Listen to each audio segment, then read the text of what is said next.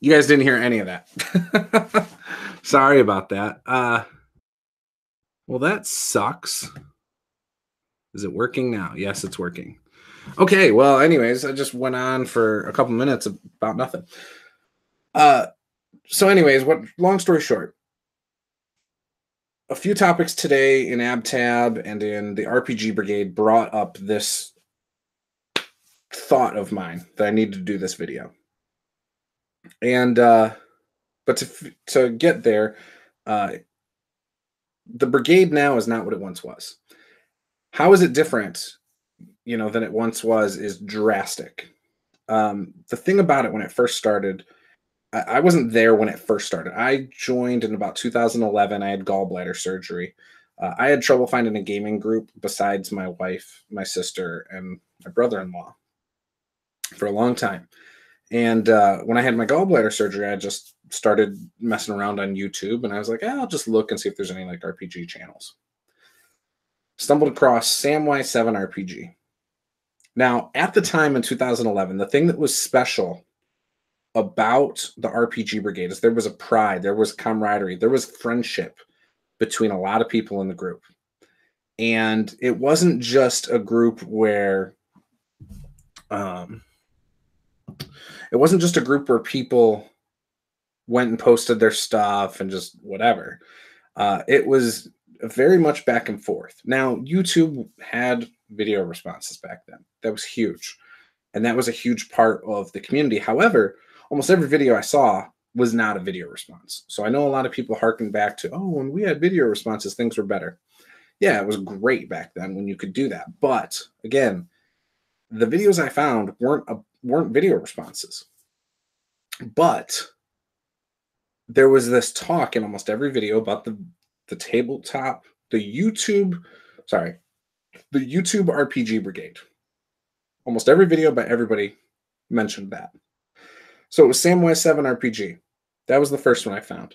He led me, and I went through and started watching a bunch of his videos because I was like, this is a guy who's very down to earth, very friendly, a guy I want to talk to.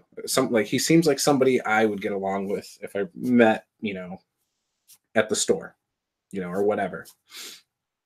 And so I went and watched his backlog of videos. Just like most new YouTubers do, when they find a channel they like, they start watching all the old videos of that person. Through him, I found Wood WWAD. At the time, loved his channel. I thought he was really entertaining. There were some things that he connected with me on. For example, I like wrestling, obviously by my shirt, things like that. But there were things that he had talked about that I liked. I didn't agree with most of his stuff, but also at the time I hadn't gamed enough to really say whether I didn't like a lot of stuff. But he was entertaining. His shtick got old after a while, and I don't think it's necessarily a shtick, but the whole. Again, I like him. I like some of his videos since then, but I felt like it just was the same thing over and over again. And then there was Dawn Forgecast, who at the time, I'm not sure if he had started his Pathfinder series yet, but I started following him. So those were the three right off the bat when I had my gallbladder surgery that I found. And I think also Dungeon Master Johnny as well.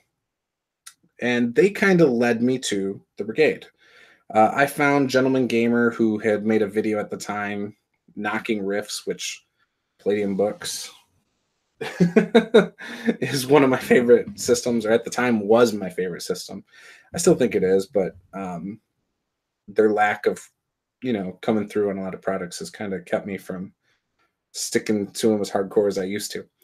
But, so all these channels I really got into, and again, they all promoted each other. I haven't seen that in years.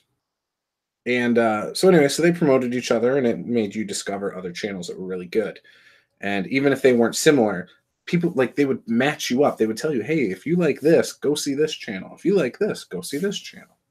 So I loved that. So that was 2011. I decided finally to do my first RPG video in 2012. I think it was based on some experience with playing with my sister, brother-in-law, and my wife. I think also by watching all those videos for that long. I mean, we're talking June till March next year. You're talking about like a long time. I don't know how many months that is offhand. Whatever, 8 months or something. 10 months. 10 months. Yeah, 8 to 10 months. Anyways, in that time, I really I learned a lot just watching videos.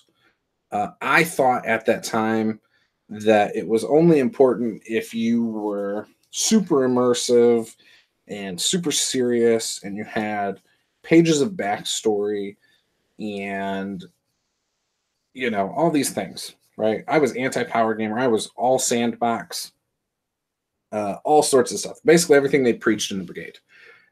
And I'll be honest, after time I've realized though that is not my style. In fact, I feel like the Brigade kind of set me back in a way. Expecting those things, wanting those things.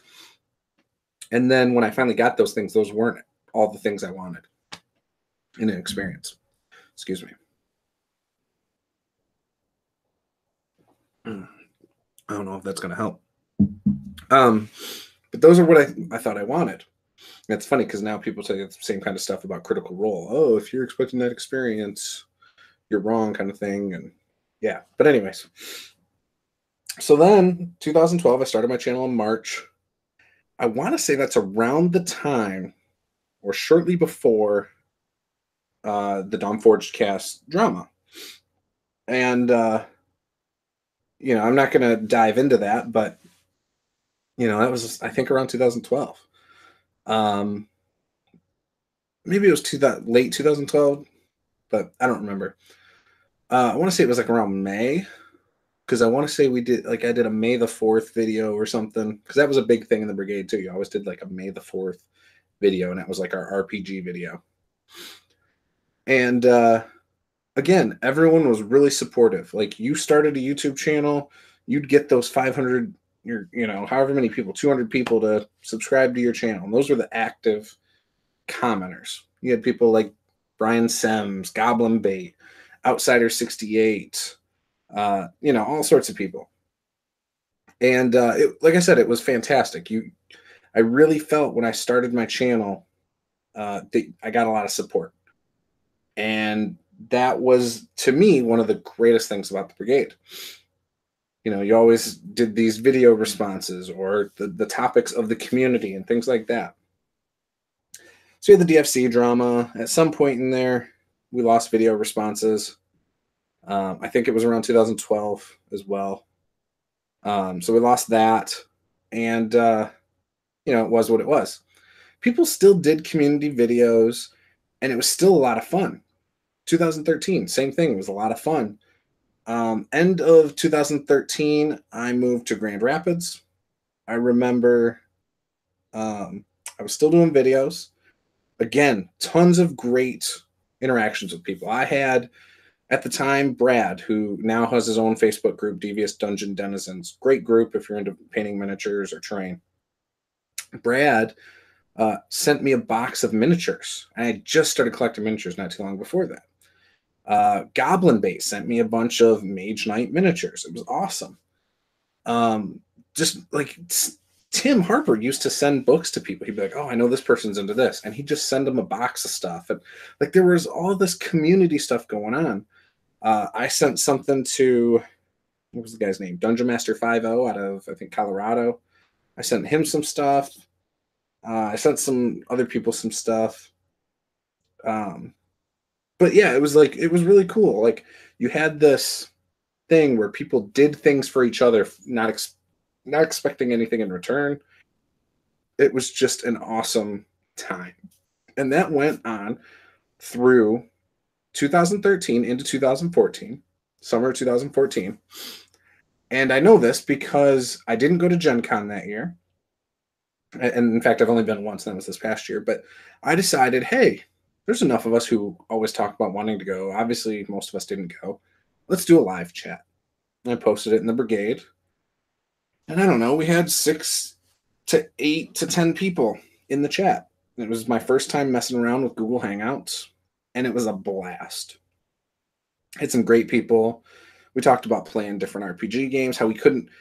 One of the things about the Brigade at that time is we had all these different people who played different games. Most people didn't play D&D. It was, you had a couple people that played Pathfinder. At the time, that was what I was trying to get into.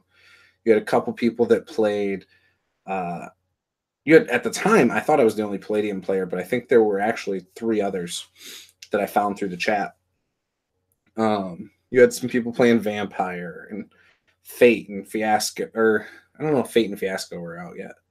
I don't know. But they were like just different games that people played. GURPS, I think, was a big one people talked about. And so we all said, well, wouldn't it be cool if we just started creating events? And at the time, I didn't know you create events in groups, but I said we should just get something to make. Like, we should just get people to play games. Like, the rule is that, hey, if I play in your game, you got to play in my game. Like, I'll try your obscure game if you'll try mine, and see what happens. Well, out of that, nobody did anything about it. No games were started. I think maybe we did another chat and brought it up again, and I started the one-shot group because of it. Hey, Josh, welcome. Thank you for joining. When I started the one-shot group, right off the bat, the Brigade, there were people that kind of had a problem with it. There was this, not backlash, but I remember at the time people telling me, well, you could just find people playing games here. I mean, you didn't have to start a new group for that, which, I had already tried to start a different group that was more about promoting things other than YouTube channels. I think it was the previous year I had tried to start a group called All Genre Entertainment, which is stupid. But I had started it hoping, oh, okay, since the Brigade is the YouTube RPG Brigade and all anyone wants to talk about was YouTube channels, what about if we had things for podcasts, blogs, and things like that? And so I tried to start All Genre Entertainment. Alex Gillett, sorry if I'm saying it wrong. He, Captain Gothnog, made me a logo and said, this is a cool idea. Here, I'll make you a logo. It was pretty cool. It had like fire, ultimately it didn't get off the ground. I think we had like 30 people join it.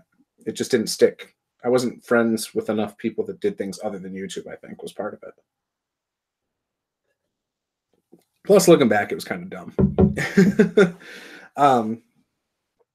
I always get these ideas and try to do something with them. So anyways, I took that group, made that one of the one-shot groups. That one was for, I think we had done it where that was for discussions. And then I created another one, a brand new one, that was for creating events, because I found out you could set events in a group. I mean, it didn't happen all at once. But anyways, I got a lot of backlash from people in the Brigade. And it started being like, not backlash, but it started being like people having problems with us who had went to the one-shot group and started running games and stuff. And I think it's because some of the activity level died down in the Brigade. People were sharing their YouTube videos over in the one-shot group and the Brigade. So you're getting it twice in your feed. Things like that. At the time, you could have an alias on Facebook. So I think that rubbed people the wrong way, because then it was like, okay, people were going to the Brigade, promoting their stuff, but they weren't participating. Or they'd share their live game from the one-shot group in the Brigade. And so people had a problem with live streams of games. And which someone brought up today that, when everyone started like sharing their Patreon, which I thought maybe they weren't talking about me. I don't know. I used to have my Patreon, all my different social media stuff at the bottom of my thing. It started as a joke when I was playing in Provokers, which started through the one-shot group run by a Fistful of Dice, Matt Click. It started as a joke after a game. I think it was like 2 or 3 sessions in, or maybe it was even Brigade Con. Someone was like, I think it was Andrew Knapp, you should plug the one-shot group on this live chat thing with the Provokers. And I was like, all right. So I did. And so I kept doing it like a joke, and it kind of became my shtick. Hey, plug yourself, do whatever you can to get promotion. So then it was like, oh, okay, what else can I do? So then I think at the time, Dawn Forged and Dungeon Master Johnny had like overlays. And so I said, oh, okay. Why don't I just take my little logos, like a Patreon logo, Facebook, whatever, and put it at the bottom, boom, boom, boom, boom, and then my website. So then Andrew Knapp made a mock video with like Doritos and Mountain Dew, all sorts of stuff over the screen, which was kind of a play on the fact that I was talking about $5 hot and readies on, again, in the Provokers thing and stuff like that. So there was that rift right there, right? The Brigade had a problem with things because of the one-shot group. And I'd be lying if I said that behind the scenes there were people in the one-shot group who hated the Brigade. There became this, and I don't know exactly who, but it felt like there were people in the Brigade who had this elitist behavior, like this snobby attitude, like they were better than the one-shot group. And they would come over to the one-shot group and tell, because we had this policy in the one-shot group that, hey, if someone sucks at gaming or if somebody's rude, let it be shown. Don't block them. Let other people see that. You know, we didn't think people were going to be playing 5 games a night. So the idea was that, hey, if, you know, because people weren't getting along with David Daniel Ducker, if David Daniel Ducker comes in and runs a game and he is an asshole or he sucks, because he used to be very critical of other people just based on comments in the Brigade. If he sucks, it'll show, and then people won't take him seriously anyways. And so the idea was never block anybody. Let people show their face, basically, and just leave it out there. It was up to individuals to block people they didn't like. And so a lot of people who came over from the Brigade at that time didn't like that. They felt that certain people were a little bit cocky, overconfident, jerks, critical, things like that. And so they were like, hey, you should block this person for being rude, or, oh, they're talking about something controversial, you should block them. And so we didn't do it. We refused. And that was the idea. Zero moderation, really. Or, yeah, zero moderation by mods, right? And I remember at that time feeling torn because, you know, like I said, there were people who were in the one-shot group who had a problem with me. Not only because I didn't block people, but because I put certain people in admin positions. The thing about the admin positions in the one-shot group was that if you were an admin, you could invite all 500 people to your game.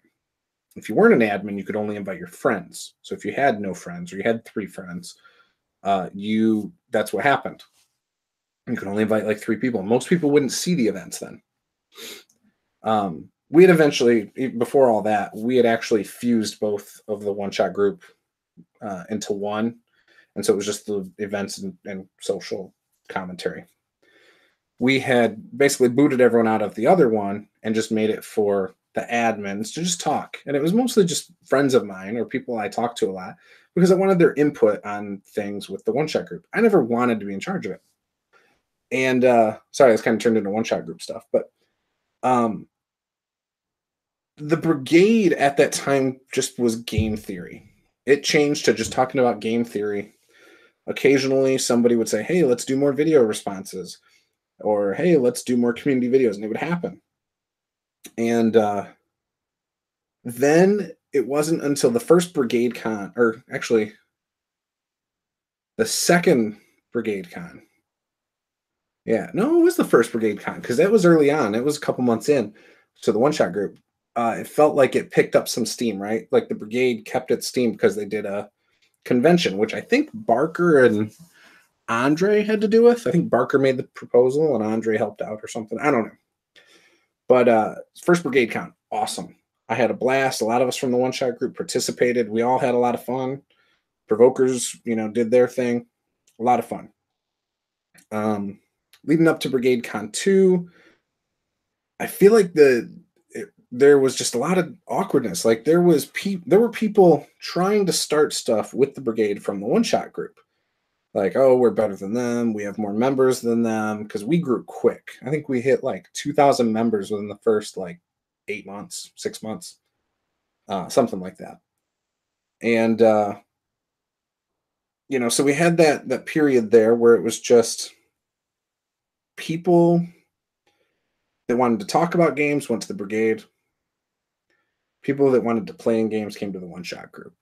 And so while people in the one-shot group felt that certain people in the brigade were very elitist and snobby and snooty, the same thing was said back about us, which by us, I don't feel like, maybe I was lumped into that, but I feel like I got more backlash from one shot group people towards me than I did brigade people. And so then we ended up, there was I had booted somebody. The only person I ever booted from the one shot group was Philip Posey. And when I booted him, Andrew Knapp decided to start another group. And that group was W3. It was like the wild, wild west of RPGs or something. Basically the same thing as the one shot group, but they tried to be grittier, more hardcore, more controversial. And they outright publicly came out and said they were waging war with the other groups. And whatever. So, things continued.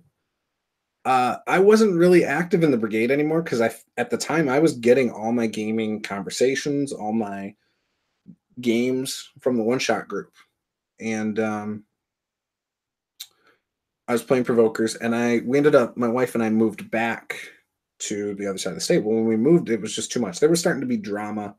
We had like almost 4,000 people in the one shot group.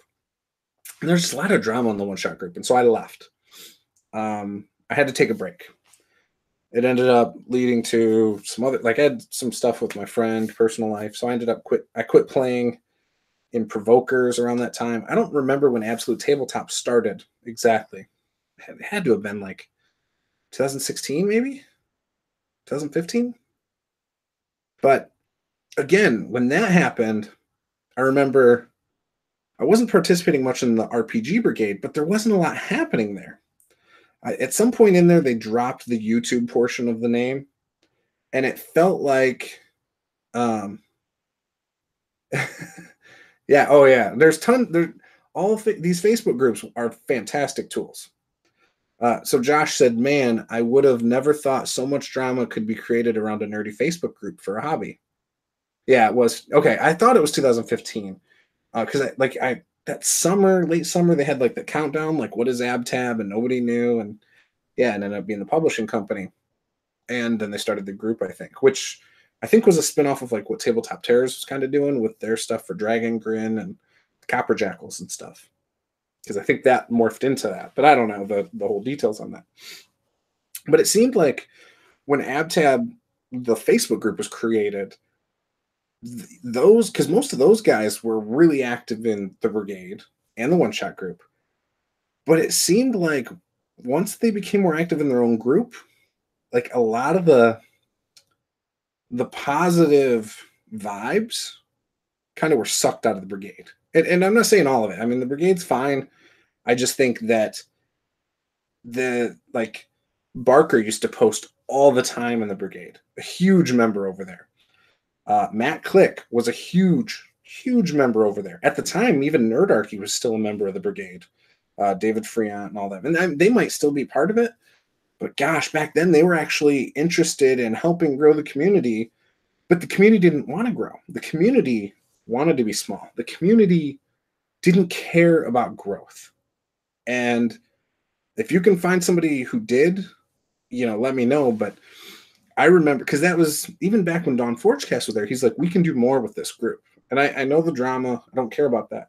But like there were only a few of us who were like, hey, the RPG Brigade could grow into something great. We could do a lot of good things for this hobby.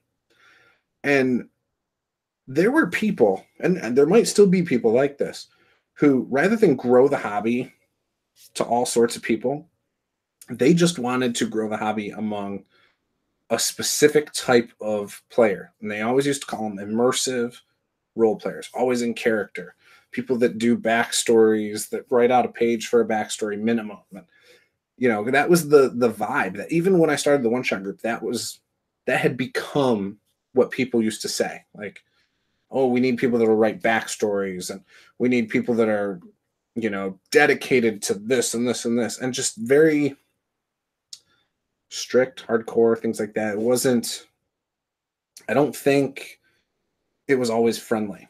You know, you had, like I said, Wood, WWAD. If you had power gamers, you know, he would be like, nope, you're playing the game wrong. Get out of my hobby. You had a lot of people who said that. Uh, Even min maxers, like people who still role play well and things like that.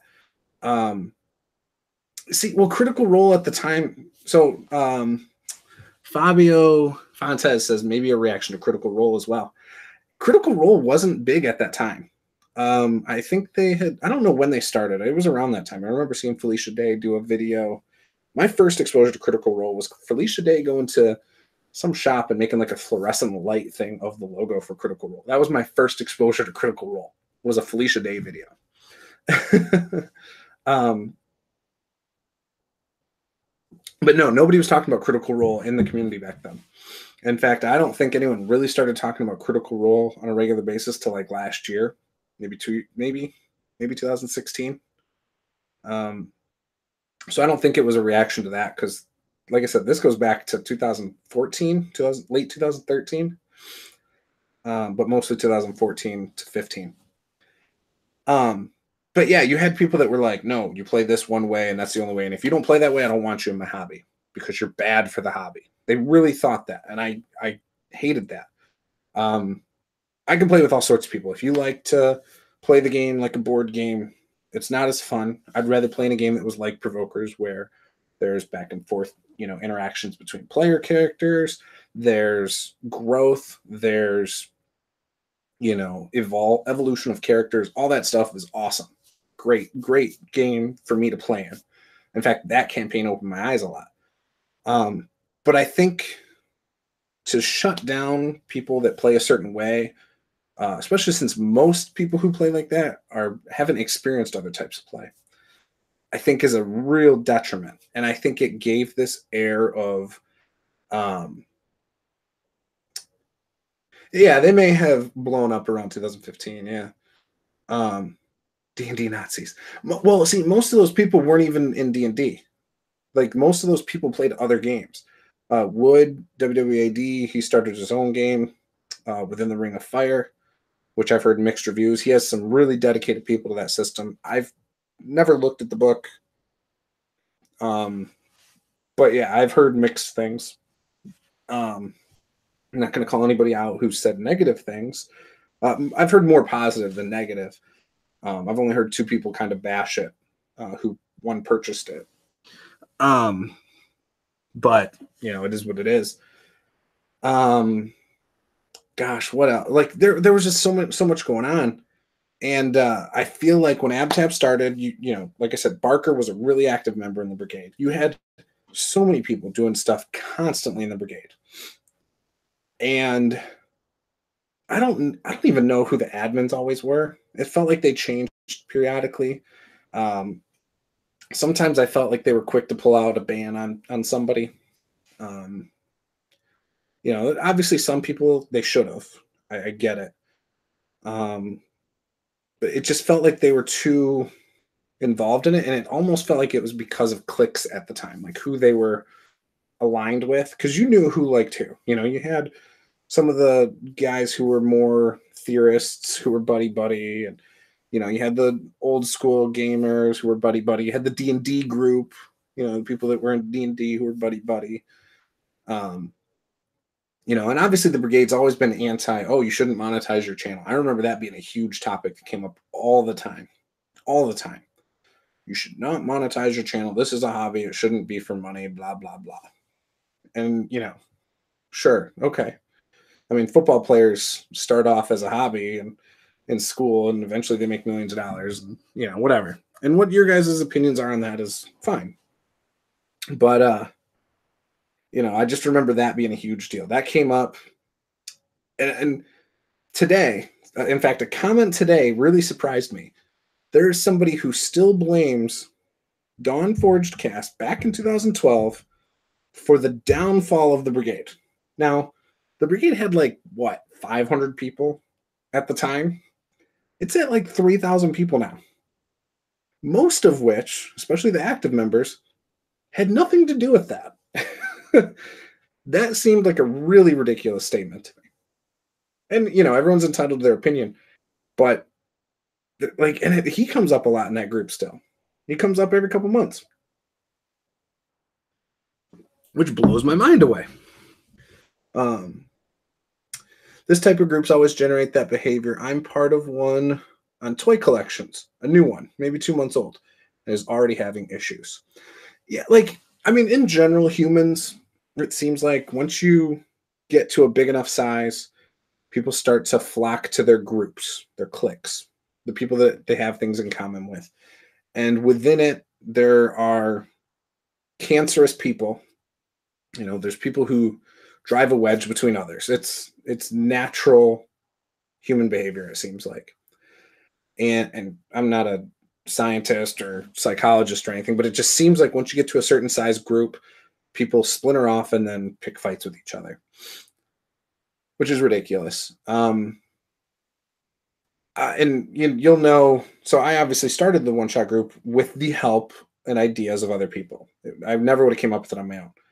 I'm not a part of that group anymore. I haven't been a part of that group in a couple of years now, because I don't like the drama. I call the whole DFC blame BS. I joined the Brigade group after his fallout with the group, and for a while the group was fine, I guess. As a lurker, my opinion is biased. Yeah, I joined it while he was in it still, before the drama. I remember there was a call-out video. It was Outsider 68, it was Wood, and it was DFC all in a video together. Just stupid stuff. They were trying to prove a point that DFC was buying subs, and he had 1,000 subs at the time, had more than anybody else, more than the group. And there were people within the group who said, you can't, there's no way you'd have this many people. There's not that many people in the hobby, which would look at it now.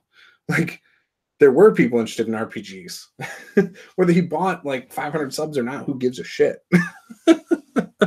Like, what does it matter? It's like, I have a 3-year-old, almost a 3-year-old son, and I have a 6-year-old daughter. And my son's potty training right now. And so when he goes to the bathroom, and he's been really good at it, but when he does it, we give him a sucker. Well, my daughter's 6. She's like, well, what do I get? And it's like, worry about yourself. Like, that has nothing to do with you. And there's things we do for her. And, we would expect the same thing. Like, if I do something for you, worry about yourself. Like, why are you so worried about this thing going on over here that has nothing to do with you? But people had it out for him. They still do. And that's fine. But hey, Frank, how are you, man? I was just talking about our very first live chat and how the one-shot group started. I hope you're doing well, man.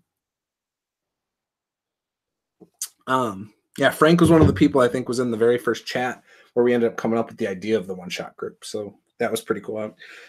I don't remember. Yeah. See, that's the thing. Dawn Forge said it was envy. I think he felt like it was, like jealousy, things like that. But there were, like, the people who said that, I don't think really wanted to make it big. I just think they wanted to hold somebody else down for whatever reason, in some cases. And some people truly believe that RPGs are a hobby and you shouldn't make money off of it. But the more people that are making money off of it, then that means the more customers there are. The more customers there are, the more people there are to play with. My perspective, as somebody who liked RPGs from the time I was 12, who struggled to find a gaming group all through high school and even after high school, my perspective was that we need more people in this hobby. And that's never left my brain. I want more people playing. I don't care how to do it. I want to be more welcoming to new people. I don't care what their play style is. Maybe it won't work for me, but it might work for my neighbor down the street who wants to play vampire and dress up and LARP in his backyard. I don't know. I'm not into that. But if I can bring someone into the hobby, it's going to make it more fun for that person, and they're going to spend more money in the hobby, that's only going to help all of us. That's always been my theory. And, the more people, the better. It helps local gaming stores. Local gaming stores can then stock more variety because they can afford to take risks. Then that in turn makes it so more people can look at different books that they wouldn't normally look at. Because that's the beauty of a local gaming store, is you can preview. Sorry, I'm looking over at the screen with your guys' comments more than you guys. But if you can go to a local gaming store and look at an actual product that maybe normally you wouldn't pick up, that's going to help buy that book, which helps that company. So then that company grows. It's all good. It's all good. Um, Preaching to the choir here. Yeah, I know, Frank. Frank, you know me. I've always just wanted to help the hobby. That's all I want to do. Um, Fabio Fontes.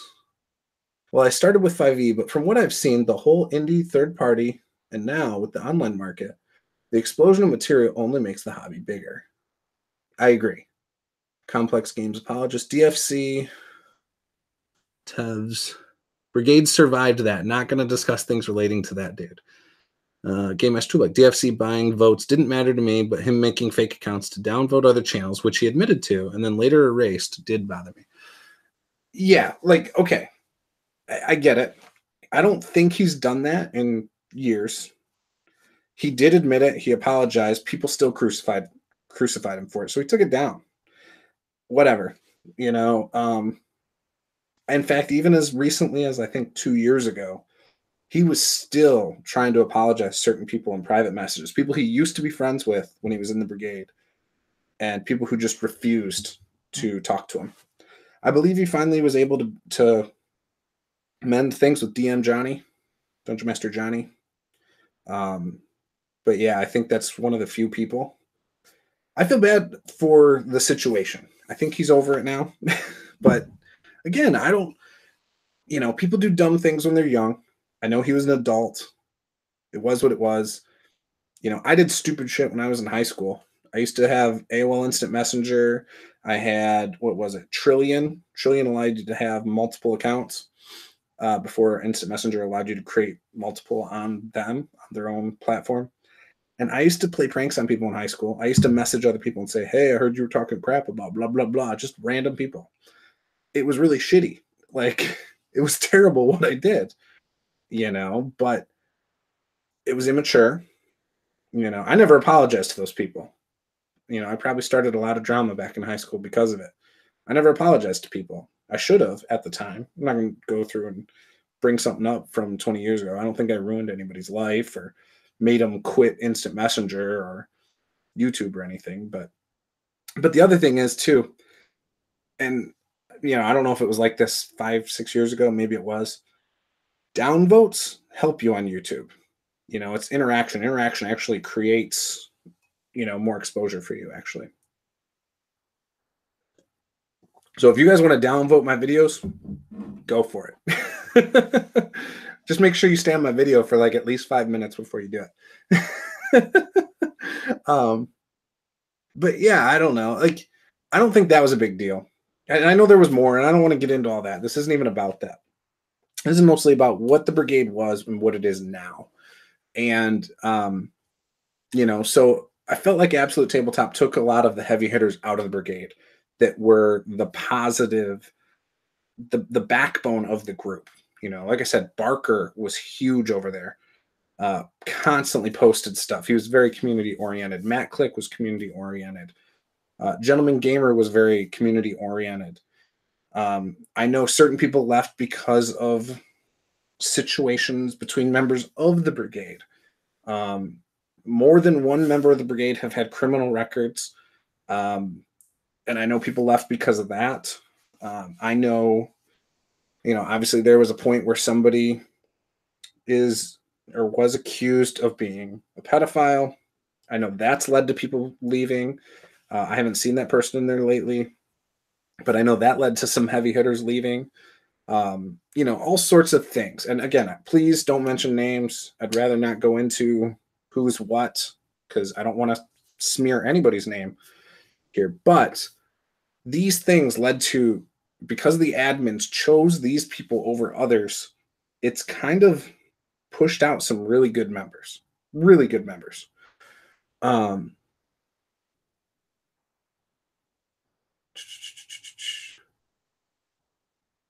Oh, sure, that was the thing. Parker doesn't do much on ab tab. Click is the mod. That's it. Okay, so you're probably right. I'm not real active in ab tab these days. I never really have been very active there. I go there, I read some stuff. I sometimes watch some live videos.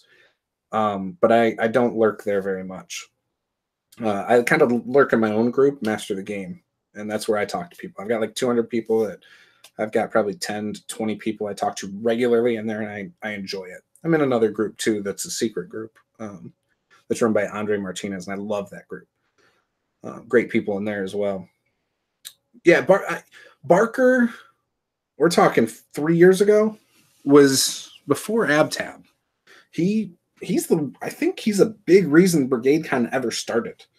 Um, his involvement with AbTab, I don't know how much he does there. I can't comment on that. But again, he was a heavy hitter in the Brigade.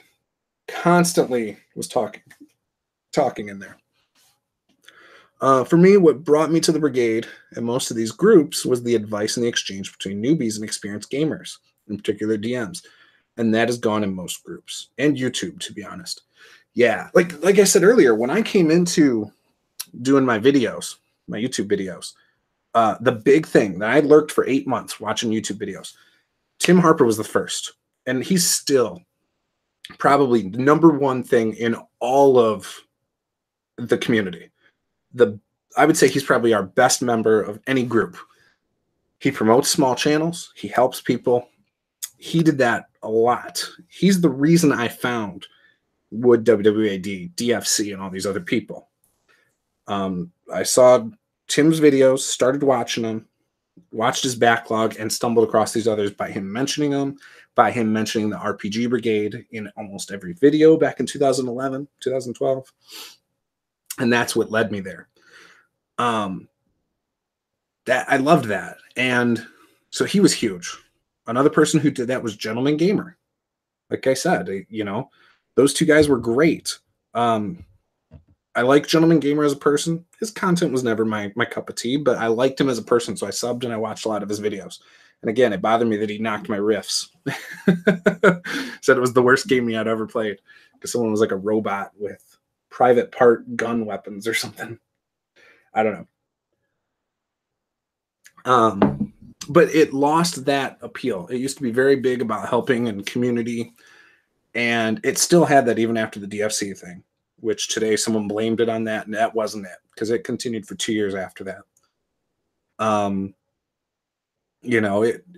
I think it was a lot of these people who were helpful leaving and doing their own thing after a while. Nerdarchy, when they popped on the scene, one of the things I think that endeared me to them early on, I found them pretty early, I would say within the first maybe 100, 200 subs. And they used to promote channels. They did what Tim Harper does. Like, hey guys, look what I found. Check out this channel. They did that all the time. Then they'd share it on their Nerdarchy Facebook page. But people gave them such a backlash because they were monetizing their content. Because back then that was a big conversation. Oh, you're monetizing. You're just doing this for money. You're not doing it for the love of the hobby. And that's not necessarily true. And so again, I don't know why, if that pushed Nerdarchy out. I don't know if Nerdarchy still participates in the Brigade. But I think there was a huge drop off in how much they helped the community after that. I mean, they still did Brigade Con, and they love, gamers. They have no problem with gamers. That's the thing I'll say about Nerdarchy. Never once you'll hear them have a bad word to say about anybody. And that's awesome. Can't say that about everybody in this hobby. Sometimes people just like to hold others down, it seems. DFC things sadden me. I'm not part of the Brigade anymore. Frank, why are you not part of the Brigade? I'm just curious. Because, I mean, as somebody who's not in it, I'm curious why. I think that might help open some eyes, too. I love the AbTab group. There's a lot of cool creative people. I agree. AbTab, the group, and today I was pretty active in there. Periodically I jump in there, but I'm not a major, I'm not there every day. But I think they're doing a lot of great stuff over in their group. Using the Facebook video, the live feeds. I've been using that in my group. I enjoy doing that. I think that's a cool thing to do. They run games there and they do it effectively. I've seen some pretty cool things start out of that group because of it. Barker can be awesome when he has the time. He's regularly taking big breaks. I'm pretty sure he's insanely busy. Oh yeah, he's always been busy. A lot of those guys are, though. I know Matt Click for a while back when I was talking to them every day. He was working when I was in Provokers. He was working and moving. They were doing the ab tab thing or getting it started. Tim Harper is the same, or Tim Harper.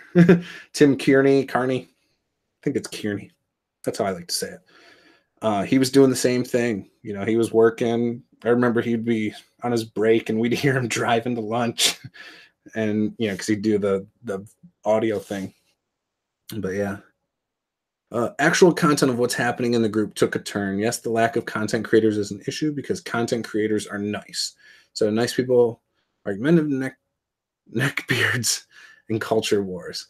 Did people really make fun of monetization? Oh, dude, yes. Yes. It's always been an issue until the last year or two, maybe. I think they run their mouths off a bit. They're good people, but they make sounds with their mouth without thinking fairly often. I think that's normal. Like I said, the Brigade, when I started the one-shot group, I got people saying, well, why would you start that group when you could just run games over here? Right? I had people who were admins reach out to me. There was a guy who helped with the first Brigade con. I never found out who he really was. He never had photos. He didn't create content. Andre has verified it was a real person and not a duplicate account. I thought it was a duplicate account for someone for a long time. But the guy would promote people, which was awesome. He seemed really nice, but he was almost too nice. I never knew if he was a legit person. But people used to run their mouth about him all the time because a lot of people thought he was DFC for a long time. Nerdarchy has an insane output. If they put the work, why not be paid a bit for it? Even without an insane output, if you're putting the time and work to create content. Nerdarchy works their butts off. I know when they started, they were meeting up and doing a day of videos. Not to mention the website, which a lot of people I don't even think visit in our community, but they get a lot of visits on their website. And they're good guys. Nerdarchy are awesome dudes. That's the thing. I want to see them succeed just because they're such good guys. Got late in the video. DFC equals to ? He was blamed for the reason the Brigade isn't what it once was. The group's 6 times bigger now. So I don't think he has anything to do with the way it is now. And I had seen someone mention a couple times today that the algorithm on Facebook has changed. And I think that's part of the issue too. But ultimately, people don't love, there's not a sense of pride that there once was. People used to put RPG Brigade intros and outros on their videos.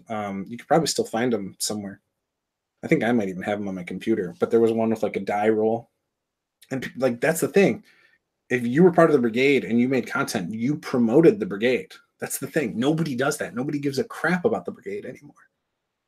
From that standpoint of oh, I need to help grow the Brigade. And I think part of it's because the core didn't want the Brigade to grow.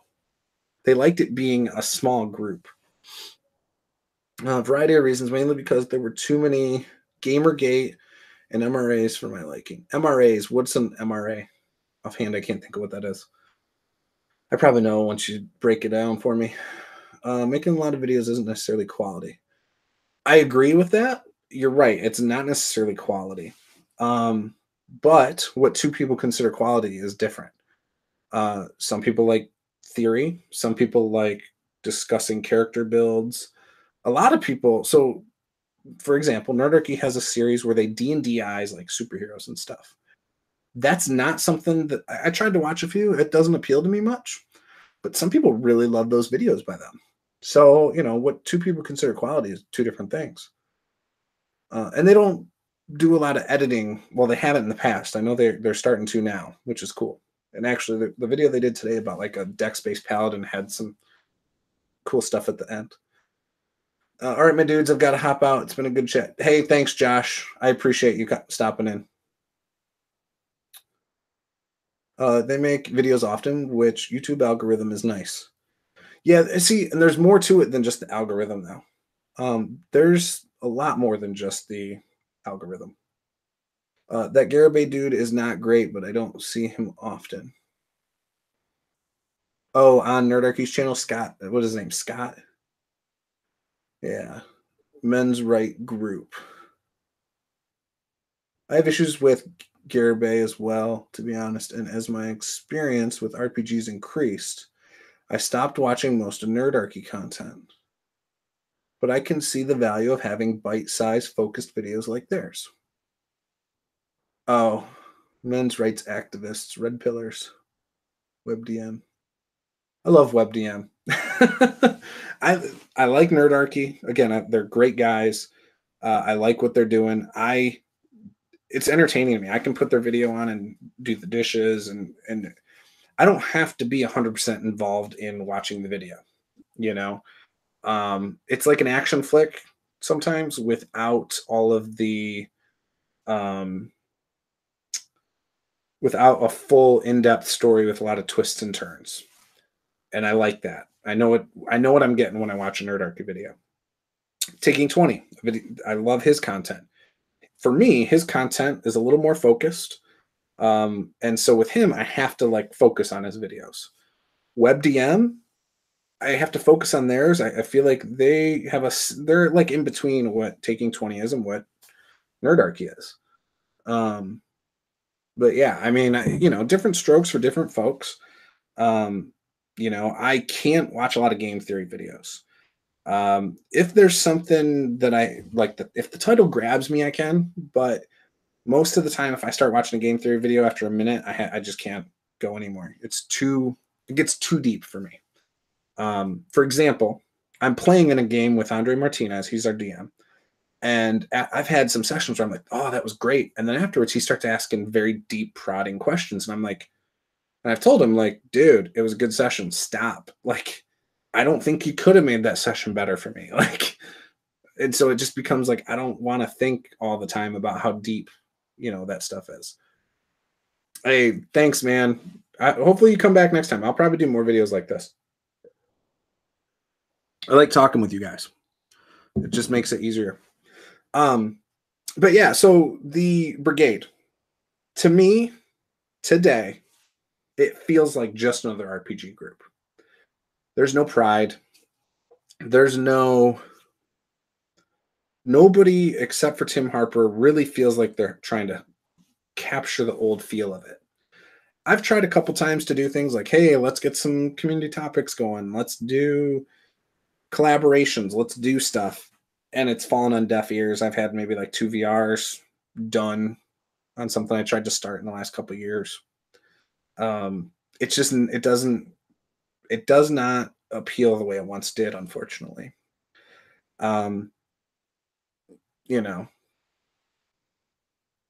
Battalion. Oh, no, I can't watch them. And look, so here's the other thing, right? So I've listened to a lot of YouTubers who aren't from America. I love DMG. I love a lot of them. Sometimes if their accent is hard for me to understand, I don't know if I have a hard time hearing or if some of them talk too fast. I don't know. Some of them I cannot get into because I feel like I need to slow them down to follow what they're saying. And it's a issue for me.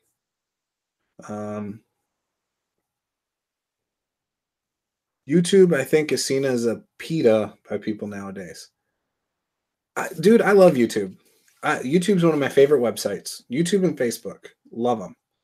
I use a couple others, but those two are my go-tos. Like I check them constantly every day. I like Runeslinger's videos also, but most of his content doesn't appeal to me. Some of his videos I think are really good. Ultimately, he seems like a great guy. Yeah. I really feel when it comes down to it, a lot of people, when they underestimate what happened when the one-shot group started, they underestimate what happened with, AbTab doing their thing. I really think that when that splintered the group, you took a lot of the charismatic personalities out. You took a lot of the people who were driving most of the regular content out. And it left the Brigade with some people. You still have people there. I'm there. There's other people there. But I don't think it's everyone's go-to place anymore. I don't think it's their number one stop. I think we're all part of it. and I think some of this it's because of nostalgia. But there was a point, like I said, where I think the brigade could have transcended Facebook and YouTube. I think it could have become, if it had a visionary in charge of it at some point, I think it could have been its own like social media thing. Like it could have been, if you had the right people in charge and you had, you know, that there. And not that people wanted that. I don't think people did, but it could have become its own thing. It could have become RPG Net. You know, RPG Net's one of the most popular forums out there for RPGs. The Brigade could have become its own website, could have been huge. And think about it. We were ahead of our time. We were doing RPG videos, and I was late to the game back in 2012. But, you know, people were doing RPG content around that time in the Brigade way before Geek and Sundry started saying, "Hey, there's some money to be made here." You know, hell, Geek and Sundry, they're big, but their SEO sucks. Like, you look at their tags on their videos, they suck. They're not putting the effort there. You can say the same thing about D&D Beyond and the actual D&D pages. They're not putting in the effort. And I'm sure those could be bigger. You know, that's what's funny about all this. That's why, though, people like Taken 20, Nerdarchy, WebDM are skyrocketing, because they do put a focus on SEO. You're searching D&D, you're going to see them way before you see those other channels. You might see Critical Role because of the algorithms, but you're going to see probably Dawnforged and Nerdarchy and WebDM before you're going to see Dungeons and Dragons, their official YouTube page.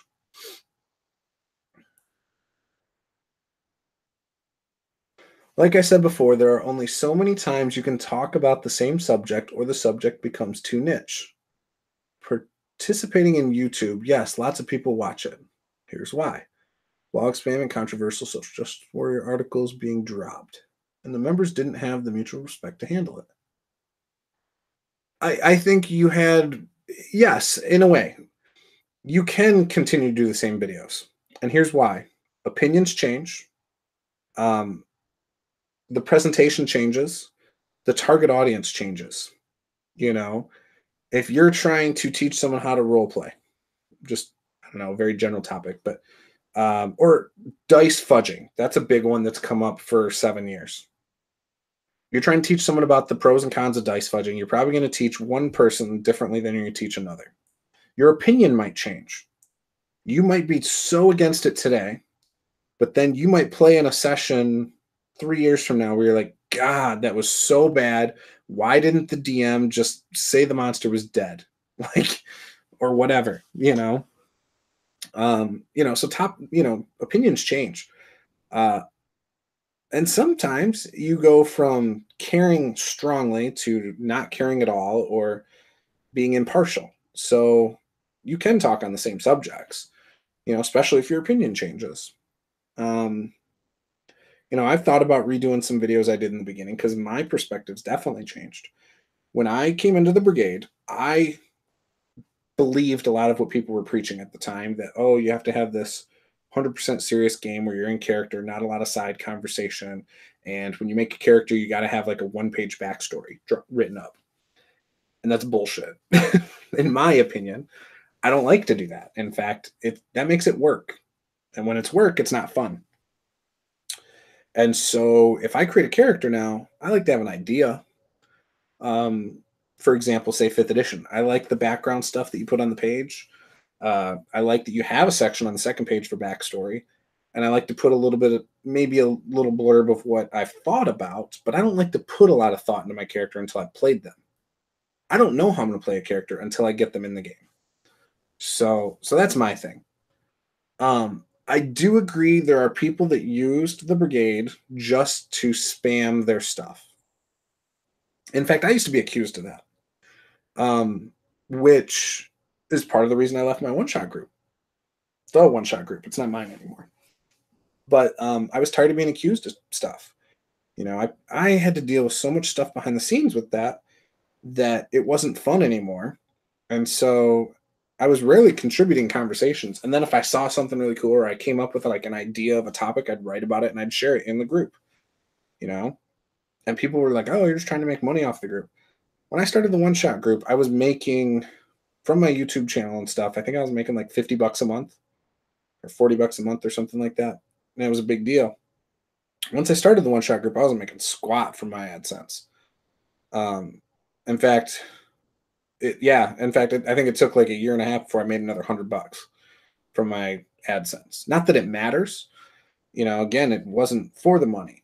The point was people accused me of it. And I used to get so annoyed because I was like, if I was doing it for the money, then why am I making less? It was never about money. It was always about growing the hobby. And I loved that it grew as quick as it did because I felt like we were doing a positive thing. And we were. My game style changed. I played in some of my favorite games ever, the first year of the one-shot group. From the Astral was awesome. I played in a Call of Cthulhu game, realized I don't like horror games. Started playing Provokers. Really learned what it meant to be immersed in your character. However, I did grow tired of my character. Not going to get into specifics, but I would have liked to have seen my character go on a darker path or explore some things that would have taken him in a completely different direction. It didn't happen. But I learned a lot. And that's one of the beautiful things about that. I can attest to changing opinions. My views of Call of Cthulhu have done a complete 180. Oh, how is that, Frank? Are you more into it now or are you opposed to it now? I'll probably only be on here another 5 minutes, but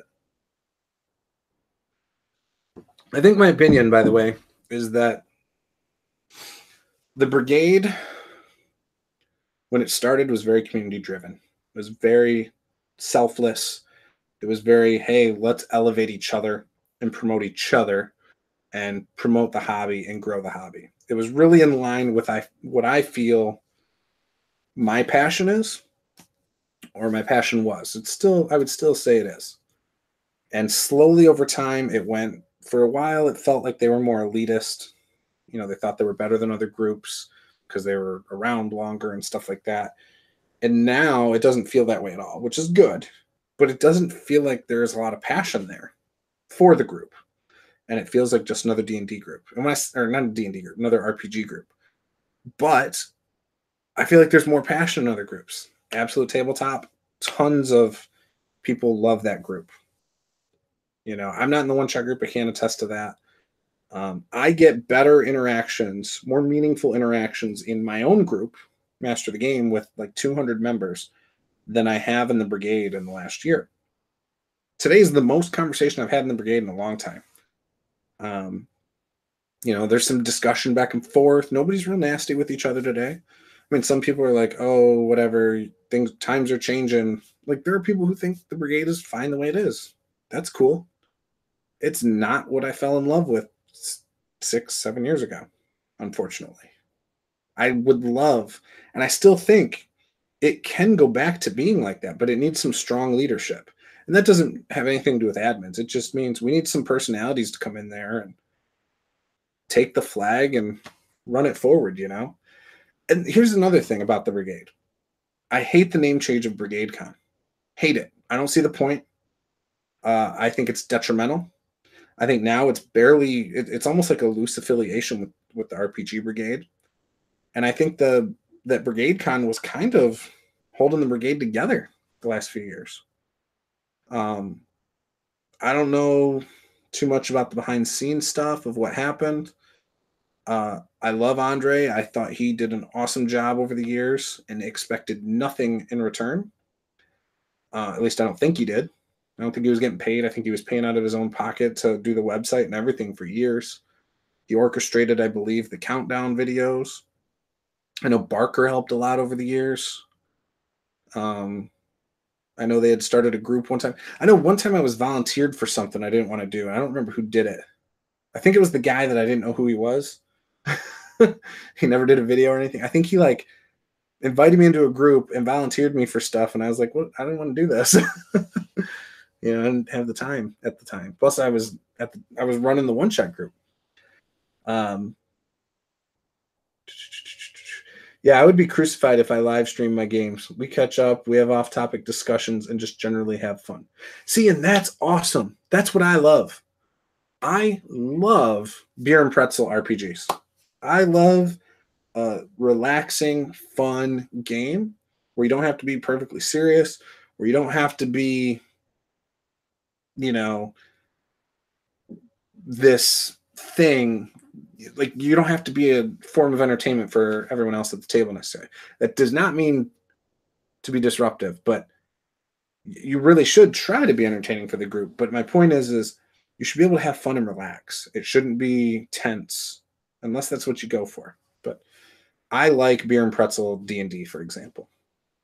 It has to do with Call of Cthulhu 7th edition. I was hypocritical of it. Now, after having tried it, really like it. Yeah. I see. Here's the thing. I've never played 4th edition D&D. I know people crap all over it. I don't think I've ever made a joke about 4th edition D&D. But I know people do all the time. A group needs a leader, and right now there is no leader. A showman. I think the name change was a bad idea. The name has brand recognition. Yeah, I agree. Brigade Con had some really good sponsors over time. I mean, they had, Paizo had donated like tons of stuff. I mean, lots of decent companies had sponsored it, and you'd done it for a few years. It was going well, I thought, and I don't know what happened last year. I was hoping to see a resurgence of the Brigade. Andre had sent me a picture. Gosh, it had to have been last winter, about a year ago, maybe even a little longer. I was like, hey, this is going to be our logo for next year. Check it out. It's sweet. And I might even have it on here still. But, it was like, oh, okay. And I loved it. I was like, oh, he's like, don't tell anyone. I was like, man, I want that on a shirt so bad. I was looking so forward to it. And anyways, I was going to do my plan was to run a game at least and maybe do like something like this, a live video or whatever. And I'm looking to see if I can find that old picture. But I was going to try and do like a seminar or something because I thought that'd be a lot of fun. And I was really bummed when he told me he was not going to be a part of it and didn't know what was going to happen. Really bummed me out. I don't know if I'm going to be able to find this,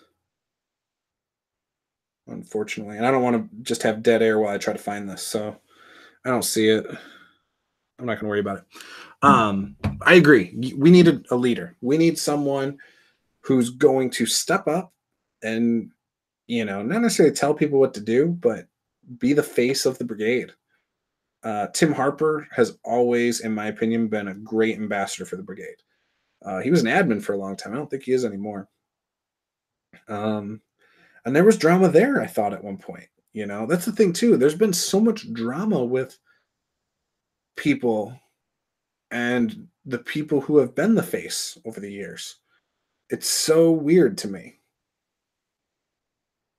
My players made Rhino cry, and we didn't have explore the emotional depth of the character, just point and laugh. Hey, if you had fun, again, there's no wrong way to play the game. I have no problem with power gaming. I have no problem with any of that stuff as long as the group has fun. And I know some people have a problem with that. Kind of goes with the dice fudging. I know, Antoine, Complex Games Polish, I know you hate that. I know some other people hate it. Lloyd today and his buddy were making jokes about fudging dice. And, I critique games all the time. My wife and I both run our own campaigns for our home groups. We have 2 different groups. And she'll run a game and she'll roll for like random encounters. And afterwards I'll say, hey, you really didn't have to do all that dice rolling if there was no point to it or whatever. I'm like, you can hand wave that. Like, you don't have to just do that every time. Or I'll tell her, like, because again, I want the same type of feedback sometimes. I'll say, hey, I had a lot of fun. There was this one point where things were really slow. It felt like this, yada yada yada. She'll do the same thing. Like she'll tell me, yeah, I didn't know what was going on right there, and you know, and I'll tell her, I'll be like, well, I thought this is what was going on, and but it's good conversation, and it's not necessarily dice fudging, but it's a lot of the critiques that I have are why roll dice or why force your players to roll if it's either not important, like, oh, he rolled a crit. And what did he find out on this wall that he's investigating? Nothing. Like, it's stone. Well, then why'd you make him roll? Just tell them up front, like, yeah, you look at it really in depth and it's nothing more than a stone wall.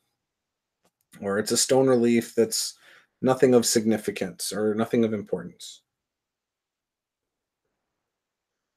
Like, that's always been a pet peeve of mine when players are like, hey, can I roll for blah, blah, blah? No, tell me what you're trying to do, and I'll tell you if a roll is required.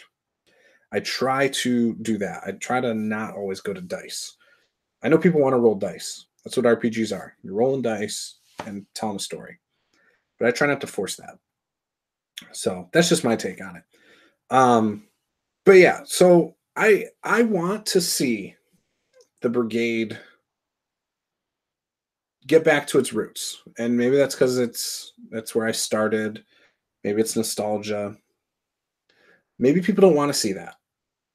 I don't know. But I would love to see it be all about the community again. Bring back the pride. If someone has a blog, promote it. If someone has a Kickstarter and they're trying to release a product, promote it. Like, hey, one of our own is doing this thing. But it doesn't feel like anyone takes ownership of the Brigade. It's just a group to like 99% of the people in there. And the few who feel differently, which I don't think is me anymore. I don't feel the pride anymore, unfortunately. But yeah, I would, if it felt like they cared about their own again, I'd probably go back. But right now it feels like the family that kind of, they're family by blood, but not by actions. You know what I'm saying? And I have a whole half of my family I kind of keep at arm's length because of that. They come when they need something, but other than that, they don't return the favor usually. And so the group kind of just feels like that, where I don't know, it's just there. I want to see it grow and be a great thing, but I don't know. I just don't feel like it has a good foundation right now. The ones who have been leader tend to get burnt out very quickly or don't want to admit to themselves they are the leaders. That is true. There, I can see that. Tim Harper at one point, like I said, when he was an admin and was big, doing stuff, there was a point where he stepped back and was like, I don't want to be an admin anymore. I remember something like that. And it was like he was the leader we needed. I know his page D&D has been posting on his Facebook page. Yes, Kirk. Kirk was awesome. He was a huge member of our group. Yeah, that could have been a big part of when things started to drop off as well. Like when this has come up in the past, when we had like a year ago, it was like Sam and Chepe and people that weren't really around in the beginning. They're like, oh, well, that's because we need to do VRs again. And everyone started trying to do VRs for like a week. It wasn't about the VRs. That wasn't what it was. The video responses are nice. They're cool. I don't think that's what made the Brigade. I really think it was a sense of ownership between everybody who was, doing the content. That's what I think it was. And I don't think anybody has that. I don't know who the admins are now. Like I said, I don't know if they have YouTube channels. I don't know how big they are. I haven't checked. But I think if you want to see something change, I think it's got to start with them. I think they need to be proactive in helping the community of the Brigade. And I don't know. Like I said, the Brigade was ahead of its time. We were doing videos, GM tips before Matt Mercer was doing GM tips on Geek and Sundry. The One Shot group was live streaming way before Critical Role was huge, you know, way before Twitch had these live stream D&D games, you know. That's what made that grow so well and made people love it and have a sense of pride. And, you know, ultimately it led to me leaving because other people had different visions for something that they had a lot of pride in. AbTab, you know, was content producers that went on to start their own publishing company, much like Alex. Alex did it first, you know, with Critical Hit, and he had that magazine, which I have, like Theater of the Mind. I have one of them that I printed out. I loved that because at the time I used to talk to, there was a guy, Anthony Holmes, and I used to talk to Brad Smith from Devious Dungeon Denizens. I used to want to do a magazine, and Alex went and did it. I don't know.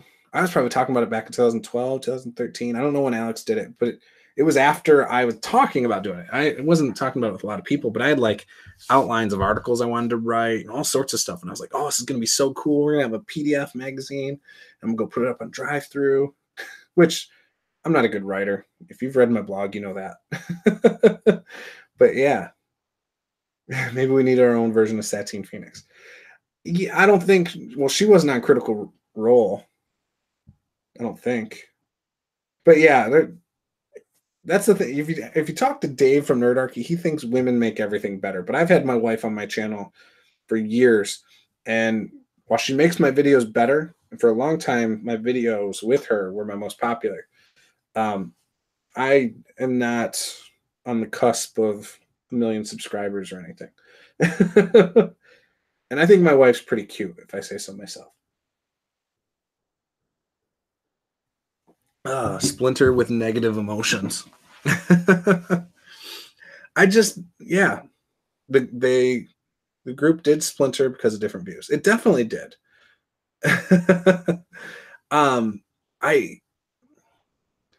I still think the group can be big. I do, and it is big. It's 3,000 members, but it's 3,000 individuals. It's not anybody's on the same page these days. If they are, I don't know where they're going. I will be interested to see what happens with the, what is it called, Con +1 or something like that, or +1 Con, or I don't know. I don't even know what it is. We'll see. But I don't see. I can't. I don't think I can participate in it. There's just not. I don't know. I'm not interested right now. We'll see what happens. We'll see what happens over the coming months. I mean, I think it's in November. I'd like to participate maybe, but we're way too far off. I got to see some stuff change in the community, you know. Get the opposing views in a game together. Yeah, that'll go over real well. I don't game well with people who have opposing views when it comes to how you game. And I think that was part of the problem. People game differently, and that led to other issues. Yeah, I don't know. Yeah, what else? I mean, I really, like I said, I think it's from certain personalities leaving, and we lost our leadership. Nothing else. People need to stop blaming members because of drama from 6 years ago. They need to stop blaming monetization and it ruining the hobby because it has nothing to do with it. It has nothing to do with anything that I've seen posted today, really. I'll give it the Facebook algorithm. I think that's part of it because, again, nobody in the brigade uses live videos, whereas Absolute Tabletop does. And so I think that draws people's attention there. But yeah, I don't know. I don't think the brigade is dying or anything like that. I just think there's a lack of passion for the group, unfortunately. Satine Game Master Toolbox. Satin. No. Don't do that. I bet, here's what we need. We need more videos about power gaming. You need to take up the mantle and do a power gaming video. That'll get at least 3 video responses in the next day. Gosh, it's funny, the topics we've had over the years, the reoccurring ones, and which ones stick.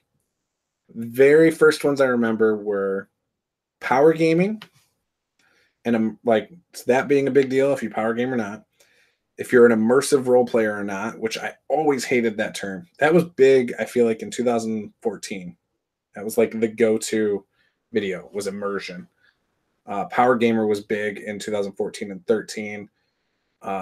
What else? Monetization. That one was huge, really huge from like 2012 through 2014. It picked up steam. And even into 2015, I think that was a huge one. Now it doesn't get talked about much. Now it's uh, pay for play with GMs. And that picked up in 2015 and still comes up every once in a while now. Um, what else? There are others too. Here's the yeah, immersed in what? Water. Oh, here's the one that also gets me. There are people who used to refuse to monetize, right? Used to talk crap about other people monetizing their stuff, and then they went and monetized. Like, and now they make, you know, I'm assuming based on their views and their subs, they make some good money off of it. I'm sure it supports their hobby, but I don't see them saying not to monetize. But they used to be so mean because I always, I feel like I've been pretty consistent on monetization and power gaming. Excuse me. If your players are having a fun time playing and you're having fun running it, then you're doing it right. Agree, Frank. That's what it's all about. I've had, gosh, some of those games we played in the one shot group, like with Robert Ogre, he did Ninjas and Super Spies. That was the most goofy game I think I've played. Probably is the top goofy game I've played. It was so much fun, though. So much fun. From the Astral was a good game, a little more serious. I enjoyed that one a lot with Andrew Knapp. I loved playing in the Provokers.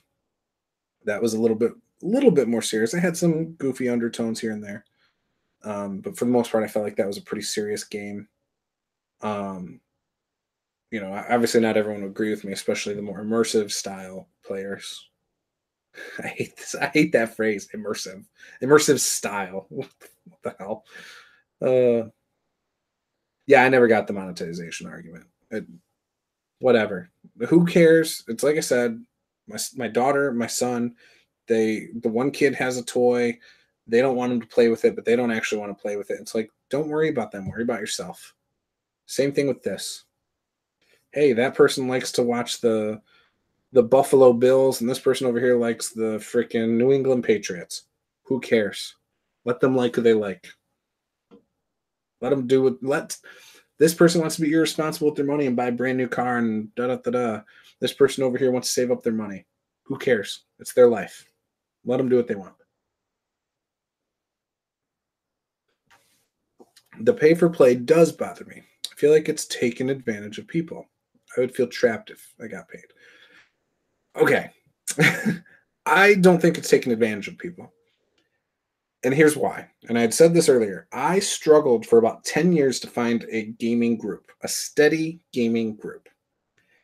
If from 2005 through 2010, I had an option to pay to play an online game with somebody of Palladium books, and I knew or I thought it was going to be a good game, I would pay. And it was a game that met my schedule, I would totally pay. How much would I pay? I mean, you're talking about entertainment, like 3 hours. I'd probably pay $8 to $10 a night. So if I'm playing bi-weekly, $16 a month, yeah, I'd probably pay that. I pay Netflix for a while. I was paying $20. I pay for other streaming services for entertainment. I pay for video games. That's $60. Sometimes, well, I don't, but I know other people buy content from it. Obviously, you don't do it if like I would never force my friends to pay. Like, hey, I got a home group. I'm not gonna force them to pay. However, if say I decided to pick up another game, but it was I needed money, which a lot of people do. But I said, hey, went to the gaming shop. Can I post a little ad right here for $10 a gaming session, up to 4 or 5 players? Will you let me do that? So then you're making like what, 40, $50 off of 3, 4 hour session. That's, again, you're not getting rich off of it. It's whatever. I don't think that's a big deal. And I don't think you're taking advantage of people. I think you're providing a service. You are providing a world and a story, and maybe you're providing the location. You know, the rules at my house, me or my wife usually DMs. We provide dinner. We expect people to bring drinks and snacks, but we provide dinner, whether that's pizza, spaghetti, chicken, whatever. We always provide dinner. I don't. The pay for play is still a big thing that kind of happens. It comes up every once in a while now.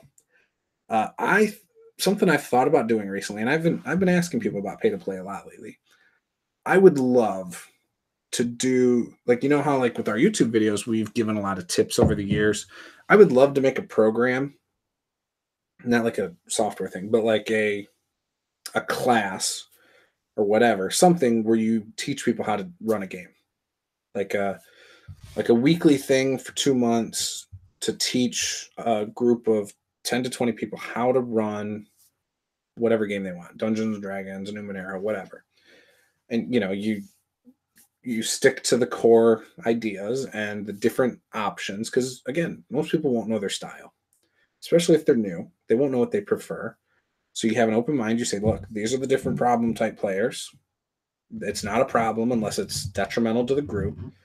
You can be a rules lawyer without being a problem player, as long as hey, the DM either has final say, or maybe, and even some DMs have a table vote. Like, hey, what do you all think? Remember, what's good for you is good for me, though. So again, it all just depends on your group. But I would love to do like a weekly 2-hour thing for 2 months, teaching people how to DM. And I would love to charge for it, whether I charge the gaming store or whatever. But see, here's the thing. You're teaching people how to run a game. So if there's 10 people, they can go off and have multiple groups. Or maybe that's 2 groups that rotate DMs. You could have just created a whole new thing. I don't know what you would charge for that. I mean, you got to think about your time. Probably charge based on minimum wage. I don't know. I think that'd be awesome. But here's the other thing I feel like I would do. Free access to talk to me at any time, afterwards and during. Like, hey, you paid for it? Forever. Now you can talk to me about tips, help, advice. You want to run ideas by me. But here's the thing. You don't have to pay for my class for that now. Like, I give that away for free anyway. Just go watch my YouTube channel. Come talk to me in my group. I'll talk all about it. And I love talking about it. So whether you pay me or not, I'll answer your questions. So it just seems if you are an awesome world builder, then you can make a book for that setting and get more customers. I agree with that. So it's funny you say that. I'm trying to create my world. I don't know if it's ever something I'll make money on. It probably won't. My goal, my dream since high school is to someday have a published book. I'm 32. That was 14 years ago. I'm not even close to getting anything published. But I would love to eventually publish my game world and give it to my players at cost. Like, hey, here's a free PDF. If you want a physical copy, here's the cost to do print on demand, aside from how much it actually costs, with profits. And then I'd probably put it out there as a for profit and make the PDF a pay what you want, or a couple bucks, whatever. I don't know. I think that'd be sweet. But my dream has always been to be published. When I was in high school, I didn't know what I was going to publish, though. Because if you would have asked me then if I'd be doing something like this, probably not. If you would have thought at one point I would have been doing podcasts for different things. I've done podcasts for underground music back 2007-ish, 2008. No, yeah, it was 2008. 2007, 2008. I did a podcast for underground music, and we did like a battle of the bands thing on every show every week. I only did it for a little bit, but if you would have asked me in high school if I'd have done that, I probably would have said no. But I love it. I enjoy that kind of stuff. I love talking to people. I love creating content right here in my house for people. I don't think I'm an awesome world builder at all. I just enjoy building. Just try adventures. People forget that many settings started out as adventures before they became a world book. True. I could do that. I don't feel like I'm good at writing adventures. I'm good at like peppering in some hooks and kind of going along with it because I think I'm more improv DM. I have ideas and then I improv. But all my games I've ever run on my channel are in my homebrew world. So I could easily take like the Frozen Chosen and turn that into an adventure. Um, the Black Lake, I could do that. Like I could turn those into adventures for sure. I probably should. You'll be set. No way, Frank. Really? Jeez. You're a young buck.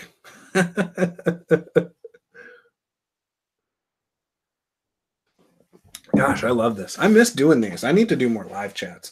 I wanted to do collaborative world building. Oh, sorry. Let me put this down. So I've been reading Kobold Guide to World Building. And great book, by the way. Obviously, I only have the PDF. Great book. I have been reading the heck out of that and working on my own homebrew world, I had talked about my notes before. I don't know where they're at right now. Huh. I got too much crap.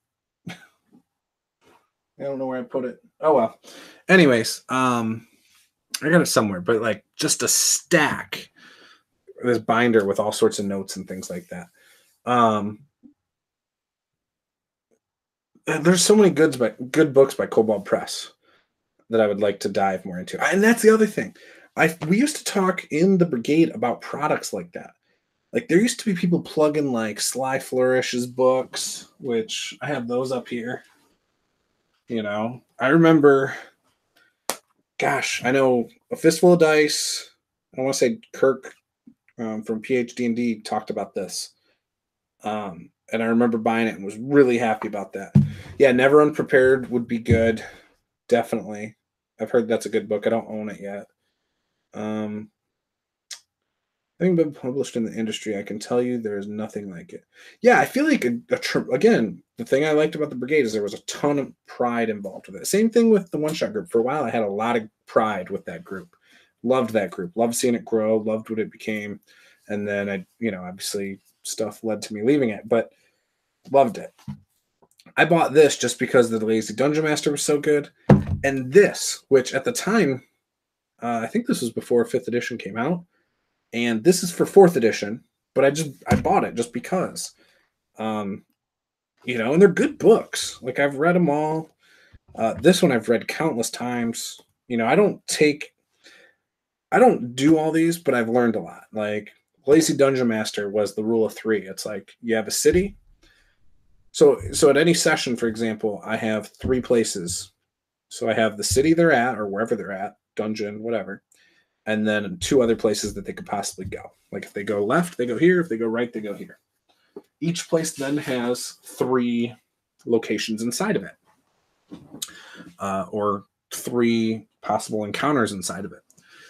Each encounter has 3 different, you just keep going deeper with the rule of 3. No matter how you do it, it works. And you'll always be prepared. Love it. Just realized there haven't been good books like that. There are some good books, though. There's so many books I've heard of over the years.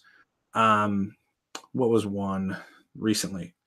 Kobold Press. If you go to their website, they have quite a few books. They have one that's like about doing adventures, one about planning campaigns. They have some good books. And they use industry writers that, from who've written for all sorts of different companies.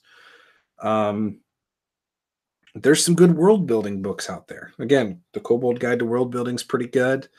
I like what I'm reading. It makes me think more so than it tells me how to do something, which is, I think, where it's helpful. Yeah, in a while. There aren't a ton of new ones, but Kobold Press has a couple. In fact, I feel like Kobold Press is the only one really trying to do that regularly, regularly. Besides that, you can look at books that tell you how to write books in general, that are for writers more so than RPGers. It would be cool if someone's a good enough writer. I know AbTab has been doing stuff. They've got different things. I loved the Be a Better World Builder or whatever it was by Barker. That's my favorite thing I've read that they've put out. I have a few things of theirs. In fact, that is up here as well. It's under all these cards, tarot cards, and other cards. Let me move this down. I love this book. Yeah, this one. Book 1 right here. This right here. Oh, whoops. This right here is a great book. I don't know if they have a physical copy yet, but that's a book I would love to have. This is all AbTab stuff, by the way, that I've had. It's pretty thick.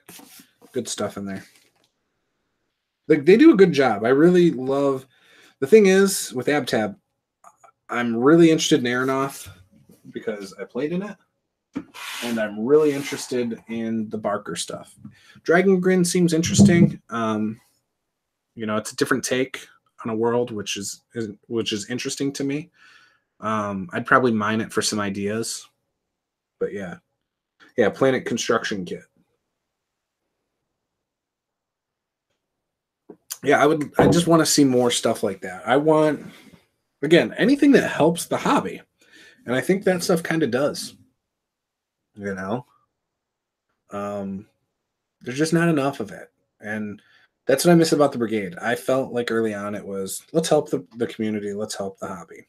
And it's not like that anymore, unfortunately. So I'm going to end the broadcast. I'll probably, I don't know. I'm enjoying talking. Sid Field's books on screenwriting. Yeah, I've never heard of those. Hey, Frank, are you in my Master the Game group? If you aren't, I'm going to invite you real quick. Hopefully you are. But if you could, hang on. Master the Game. There we go. Get you in here. If you could post a link to one of those books, that would be fantastic. Or that book you're talking about, that would be awesome. Oh, you are already a member. Yeah, so go on over there and send something. Send the book. That would be cool. Yeah, I've never heard of it, so that'd be cool. What do you guys think of my little setup now? Is this a good little setup? This is like a throwback to Brigade of old when people filmed in front of their bookshelf. I have a green screen. You can't see it up there unless I tilt this back. You see it up there? I got to figure that out still. But I haven't been messing with my editing software as much. I've had a lot going on with work. But yeah, send me a link to that book over in the Master of the Game group. I'd appreciate that. Right now, budget-wise, probably for the next 2-3 months, I can't buy a thing. But hopefully around April, we'll get closer to summer. I'll have some stuff going on, and I can buy some stuff. Currently picking up probably a second job to get by for a couple months until some of my deals close, but we'll see. We will see. But yeah. All right. So again, I think part of this, I'm just a little bitter about the Brigade because I've always had such hope for it. Even when I left the one-shot group, I kind of was all gung-ho, like, hey, let's get the Brigade going again. Let's make it a strong group again. And it just kind of fell on deaf ears. Nobody really was in the boat with me. And so it was just like, oh, okay. And so then I was like, whatever. And then I started my own group for my channel and, renamed it recently and stuff. But I don't know. 5 viewers. Cool. But yeah, I'm getting off here. Story structure you can get cheap on Amazon. Yeah, send me the link. Post links. I'd love it. In fact, if you find this over in the Master of the Game group, this video, just post it in that thread there, and I'll definitely try and check these things out. It'd be sweet. So, all right, guys, I'm out of here. I got to do some work real quick before bed, and I'll talk to you guys next time. Thanks for talking about the old days. I missed the 13 era myself, and it's pretty interesting. Yes. Well, thank you for watching. I don't even know who you are. Have you been around the Brigade since 2013? Malamo Diamanto? That's crazy. That name is not familiar to me. Yeah, I miss the old days. I really do. Such a good group. Such a good group. But, you know, people grow up and grow out of it, I guess. Like, I don't even know where most of those people are these days. That's the thing that's crazy. There were so many people who were diehard, and they're not even around anywhere. Like, they just disappeared off Facebook and off of YouTube. But yeah. Yeah, just a different channel. What was your channel name back then? Well, unless you can't share it, I don't know. Now I'm curious if did I follow your channel? I feel like I had to have. I was pretty follow everyone in the community back then. Maybe you're the leader we need. Oh gosh, the good old days. Anyways, yeah, I'm gonna hop off, but hey, join the Master the Game Facebook group and partake in some positive, uplifting conversations that we have sometimes. I love just talking about whatever's on my mind that day, and I do like little live videos with my phone in my group, and a couple people jump in. It's usually a good time. Have some good conversations there. So, anyways, I'm out of here, guys. I hope you guys enjoyed this. Obviously I touched on some stuff I probably didn't want to, but like some of the old drama and stuff, but I don't think it matters. I don't think it's a big secret. So it is what it is. Anyways, talk to you guys later. Peace.